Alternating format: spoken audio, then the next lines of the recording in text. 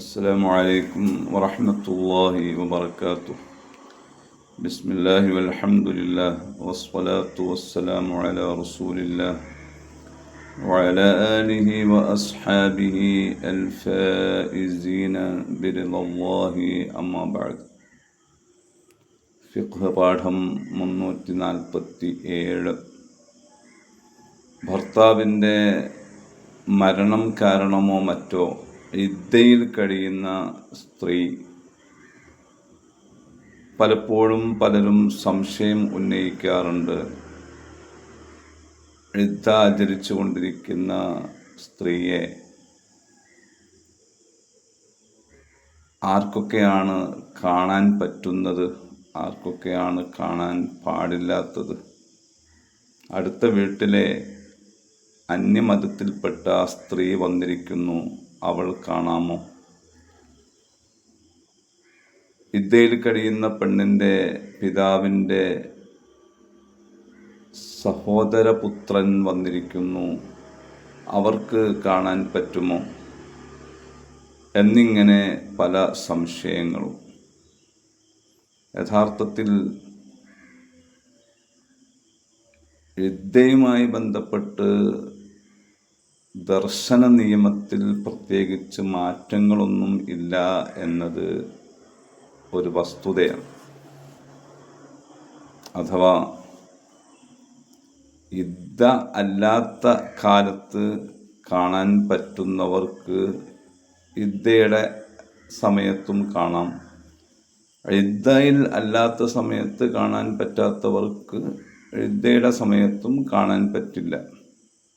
ഇതാണ് പൊതുവിൽ കാഴ്ചയുടെ ദർശനത്തിൻ്റെ നിയമം എന്ന് പറയുന്നത്. അപ്പോൾ ഒരു സ്ത്രീയെ സംബന്ധിച്ചിടത്തോളം അവളുടെ മഹറം, അവൾക്ക് വിവാഹബന്ധം ഹറാമുള്ള പുരുഷൻ, അതുപോലെ അവളുടെ ഭർത്താവ്, ഇവർക്കാണല്ലോ അവളെ കാണൽ ജായിസാകുന്നത്.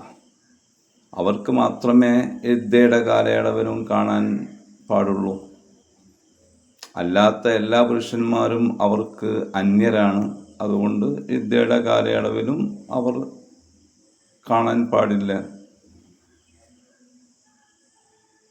ഇദ്ദയിൽ കഴിയുന്നത് കൊണ്ട് പ്രത്യേകിച്ച് ഇന്ന ആളുകൾ കാണരുത് എന്ന് നിയമമില്ല. അപ്പോൾ പിന്നെ അന്യമതത്തിൽപ്പെട്ട സ്ത്രീകൾ ഇദ്ദയിൽ കഴിയുന്ന പെണ്ണിനെ സന്ദർശിക്കാൻ വന്നാൽ അവർക്ക് പൊതുവിലുള്ള നിയമം അവിടെയും ബാധകമാണ് എന്ന് മാത്രം. അതായത് ജോലിവേളയിൽ വെളിവാകാത്ത ഭാഗങ്ങളൊന്നും അന്യ മതത്തിൽപ്പെട്ട പെണ്ണിൻ്റെ മുൻപിൽ പ്രദർശിപ്പിക്കാൻ പാടില്ല. ഇദ്ദയിൽ കഴിയുമ്പോഴും അങ്ങനെ തന്നെ. അപ്പോൾ കേവലം ഒരു അന്യമതത്തിൽപ്പെട്ട സ്ത്രീ ഇദ്ദയിൽ കഴിയുന്ന പെണ്ണിനെ സന്ദർശിക്കാൻ വന്നാൽ അവളെ കാണുന്നതിനോ അവളോട് സംസാരിക്കുന്നതിനോ ശറഇൽ യാതൊരുവിധ തെറ്റും കാണുന്നില്ല. അപ്പോൾ ഇദ്ദ കാലയളവിൽ പരസ്പര ദർശന നിയമത്തിൽ പ്രത്യേകിച്ച് മാറ്റങ്ങളൊന്നും ഇല്ല എന്ന പൊതു അറിവ് പലർക്കും ഇല്ലാത്തതുകൊണ്ടാണ് അത് സംബന്ധമായി പല ആശങ്കകളും സംശയങ്ങളും ജനിക്കുന്നത്. ഏതായാലും വിഷയങ്ങളെല്ലാം കൃത്യമായി മനസ്സിലാക്കി ജീവിതത്തിൽ പകർത്താൻ നമുക്ക് റബ്ബ് സുബ്ഹാനഹു വ തആല തൗഫീഖ് നൽകട്ടെ. ആമീൻ. അസ്സലാമു അലൈക്കും വറഹ്മത്തുള്ളാഹി വബറകാതുഹു.